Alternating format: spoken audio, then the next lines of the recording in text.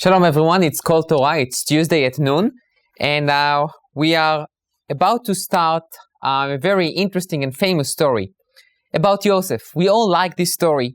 There's even a nice joke that there was an old lady that will go to shul, to the synagogue every Shabbat, and every year when she will reach this parashat Vayeshev, when we learn about the selling of Joseph, every year she will come and she will be with tears and she will cry and she'll say, "Oh, Yosef, my dear son, how can they do it to you?" And, then the next year she will come to shul and she will say, "Yosef, be careful, they're going to sell you." And the third year she said, "You know what, Yosef, I tried once and twice and three times and you don't listen. You know what?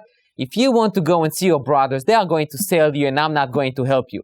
So, this story becomes so relevant to our lives and we became so attached. We really grew up with the story of Yosef and his brothers.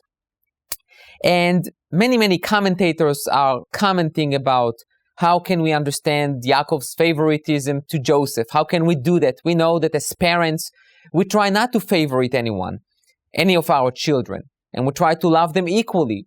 Everyone according to his characteristic, his or her characteristics and personality and identity, but we love them all equally. Some commentators comment on the fact that the animosity and the hate and the hostility between the brothers. Today I would like to talk a little bit about maybe a different perspective. And I really posed that question in Facebook and also by email. And the question for this week was, what do we think about Yehuda? If we know the story, we know that there was a struggle. There was really a discussion regarding Joseph's future. When the brothers saw Joseph coming along, there was a discussion. Two brothers that are being identified by our sages as Shimon and Levi, Simon and Levi. They said, "Lechu v'na'argenu." Let's go and kill him. And we will throw him, v'nashlicheu be'achad haborot, and we will throw him in one of the pits. And we will say, chaya ra'a chalatu. He was hunted and he was killed by a beast. And it seems to be that will be the dominant opinion.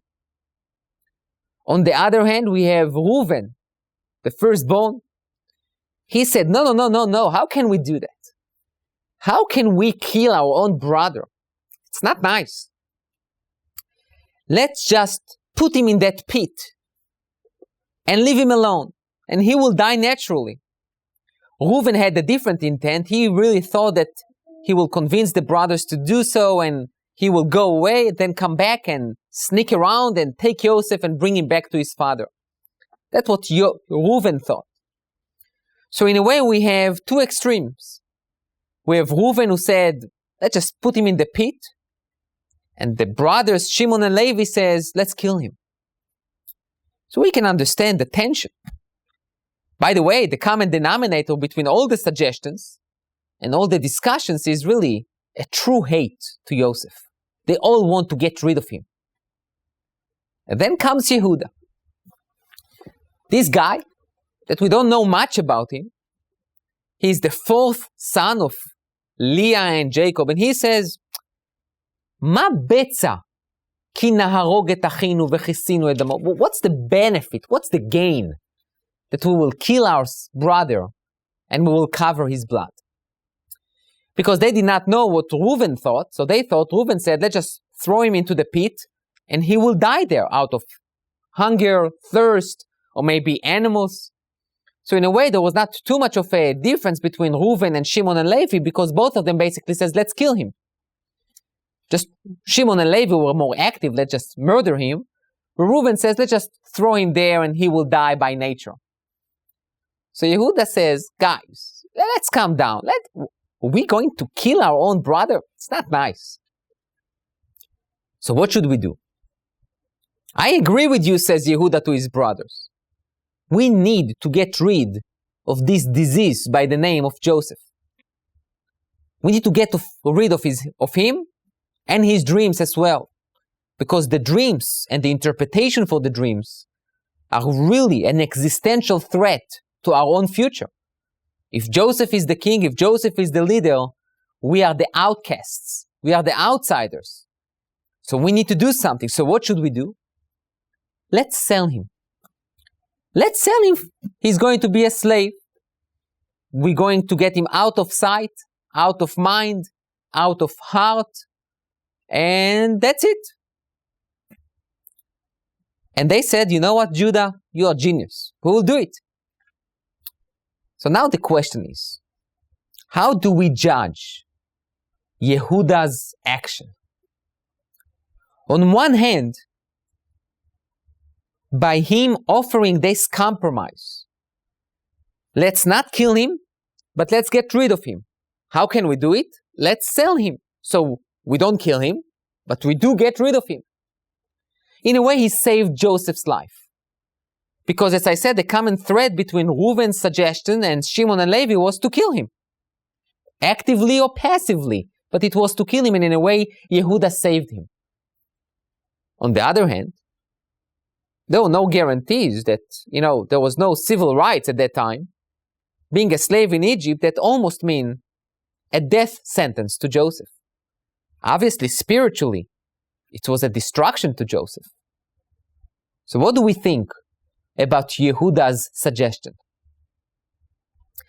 The Talmud says in Sanhedrin that Kol mevarech et Yehuda, everyone who says that Judah did the right thing, he is really a disgrace. And why?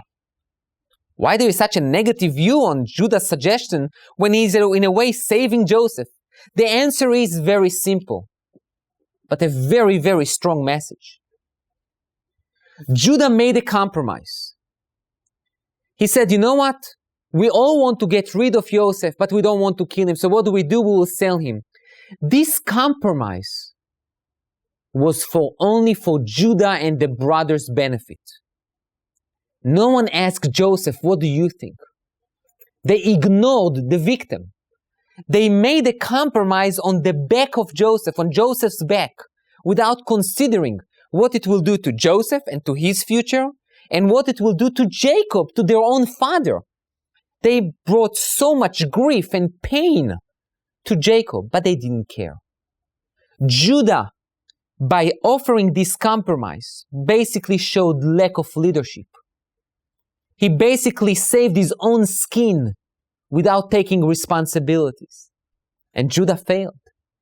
And after that, the brothers, after they saw what kind of grief they gave to Yaakov, they didn't want to hear from Judah. And Judah had to regain his leadership. And the message is clear. Leadership is about responsibilities. Not about doing things to save your own skin. Not about things to hide and to cover yourself from ramifications and consequences. Judah failed. And that's the insight of the Talmud. Compromise is great, but compromise on someone else's back is a failure.